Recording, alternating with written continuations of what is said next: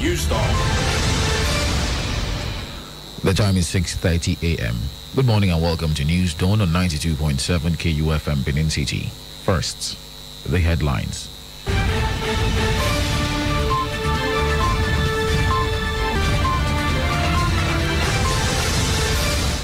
President Buhari signs law criminalizing non-wearing of face mask.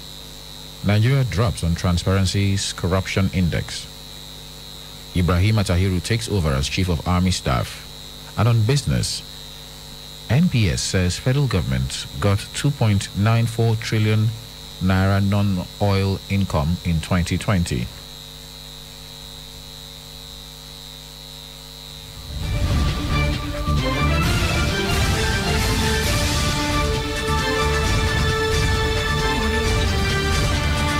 And in sports, Sadio Mane scores as Liverpool beats Tottenham Hotspur to end poor form. Details of these and more after this break. I am Charles Oporum.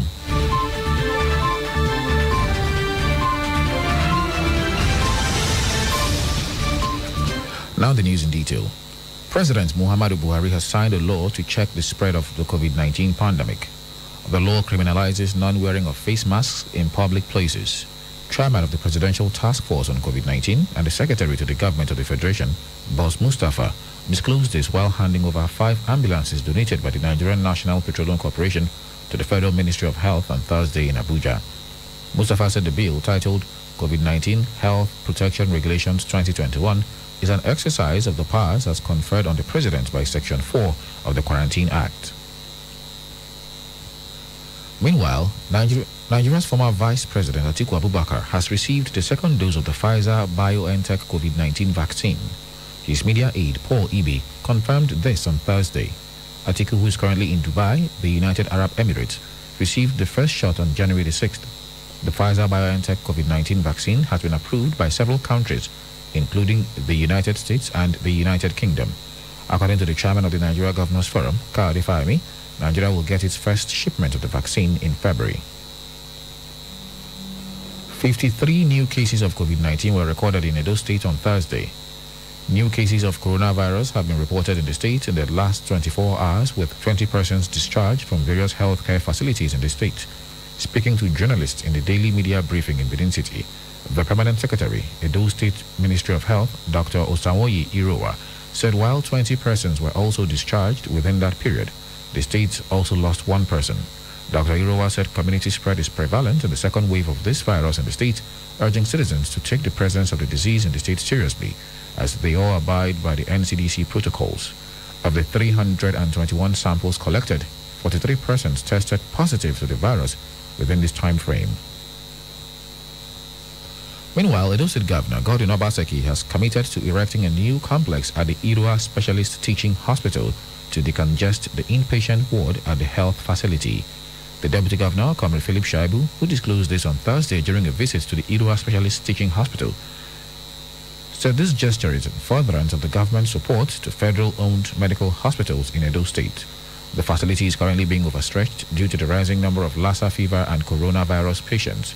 Shaibu maintained that though ISTH is a federal government-owned medical facility, the Governor Obaseki-led administration is committed to assisting the hospital on account of its location in Edo State and the fact that it has become a center of excellence in the treatment of viral diseases. A 63-year-old man, Sunday Igbenokwaye, has been arrested by men of the Edo State Police Command for defiling a 2-year-old girl. The incident happened in Uronigbe, in Orion local government area of the state, where the suspect is a neighbor to the parents of the girl. He was alleged to have lured the girl into his room using a loaf of bread and thereafter used his finger to break the hymen while the girl's mother was in the kitchen preparing dinner. It was further gathered that the mother of the child noticed that something was amiss when her daughter screamed while she attempted to bathe her later in the evening. The little girl was said to have described to her mother how Igbenokwaye used his finger on her private part, a situation that prompted the mother to raise an alarm that attracted neighbors. The matter was immediately reported at the Uronigbe police station, and the suspect was arrested before he was later transferred to Abudu Police Division. The command's spokesman, Chidi Mwabuzo, who confirmed the arrest of the suspect, added the police had completed the investigation into the matter and the suspect would appear in court during the week. Nigeria has dropped to 149 on Transparency International's 2020 Corruption Perception Index. Nigeria also scored 25 out of a possible 100 points.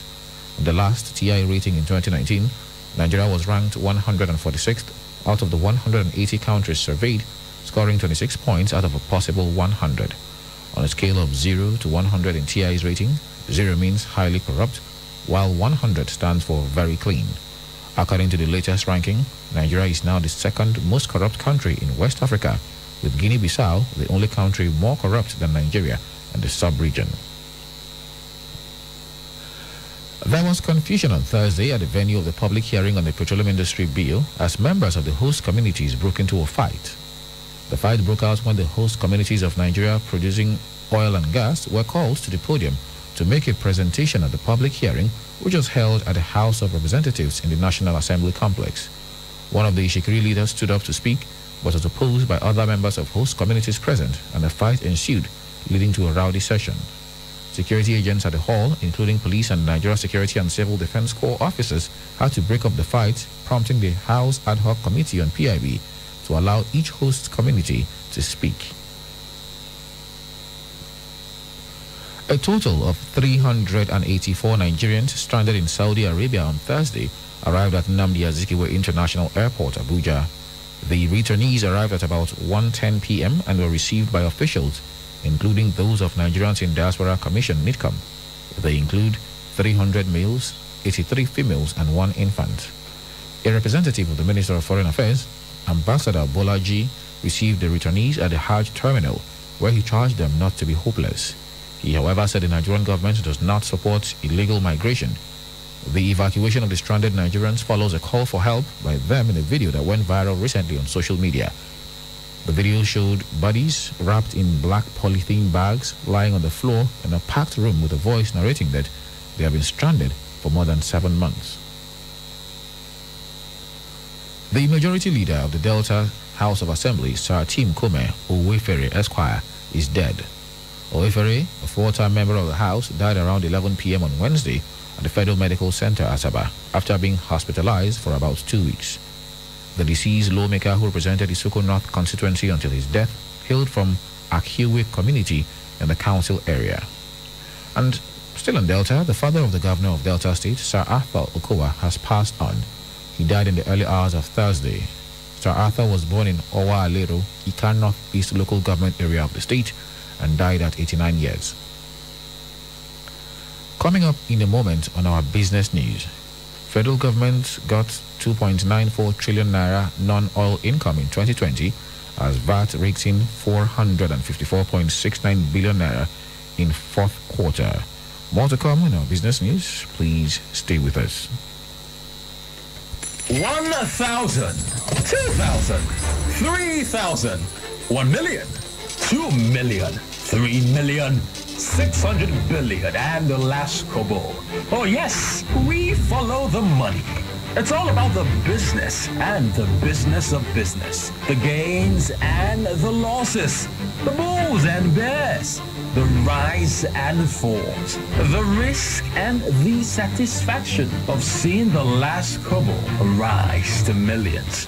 On KUFM's Business News, the simple and complex jargons of business just make sense. Get the trending news on the morning market, forecast, investment opportunities, policy changes, and other breakout information on the ever-busy world of business. KU Business News, Monday to Friday on our news dawn, 6:30 to 7 a.m. Welcome back. You're still on the News Dawn on 92.7 KUFM Benin City.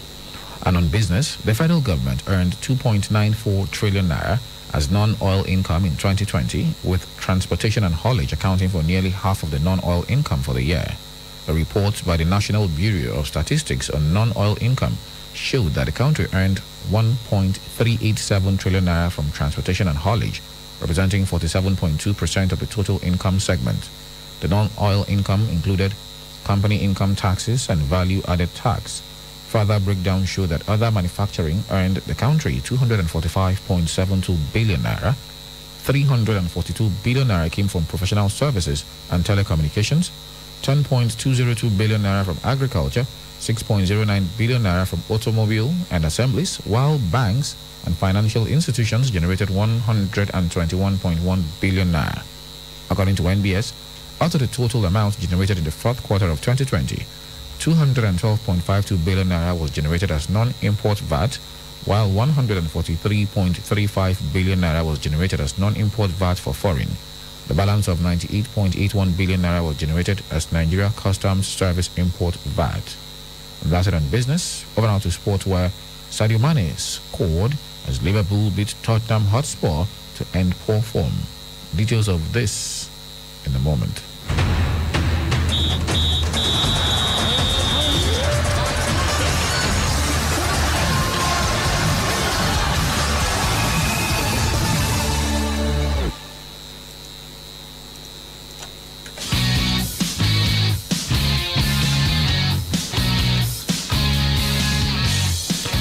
Liverpool returned to form in impressive fashion as the Premier League champions secured a convincing 3-1 win over Tottenham Hotspur at White Hart Lane on Thursday.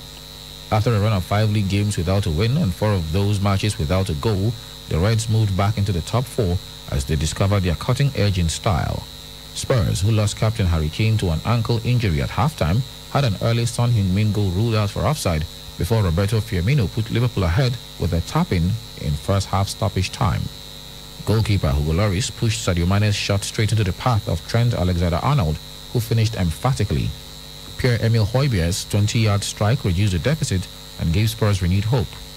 The visitors were always in control, and after Mohamed Salah saw a goal disallowed by VAR for handball against Firmino in the build-up, Mane pounced on an error by Joe Rondon to secure the win for Liverpool. Liverpool are now 4th on the table with 37 points from 20 matches, while Tottenham are 6th with 33 points from 19 games. And finally in sports, defending champions Napoli withstood a late Spezia threat for a 4-2 win to reach the Coppa Italia semi-finals at the Diego Armando Maradona Stadium on Thursday. Gennaro Gattuso's side were 4 goals up at halftime before the visitors pulled 2 goals back in the second half. Senegalese defender Kalidou Koulibaly got the first goal after 5 minutes with a backheel kick off an El Cid high-side cross. Piotr Zielinski sent over the top for Hirving Lozano to fire in the second on 20 minutes, with the Polish midfielder involved in Matteo Politano's third goal in the 30th minute. Lorenzo Insigne missed a chance before setting up the fourth, with Elif Elmas beating Spezia goalkeeper Titas Krapikas minutes before the break.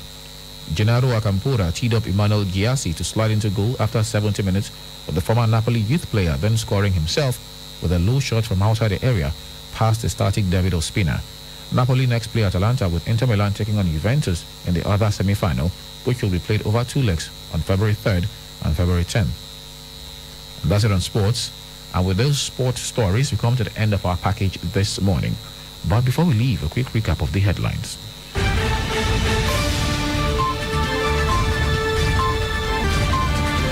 President Buhari signs law criminalizing non-wearing of face masks. Nigeria drops on Transparency's corruption index. Ibrahim Atahiru takes over as Chief of Army Staff.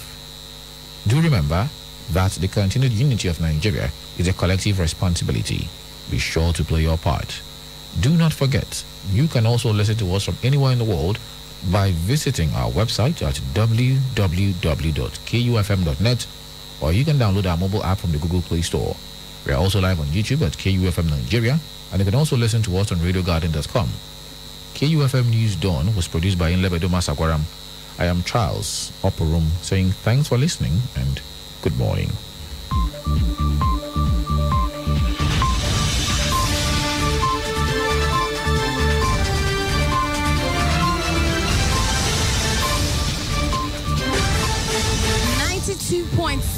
KUFM News. Concise, precise, balanced, unbiased. We are live from Benin City to the world. This is 92.7 KUFM News Dawn.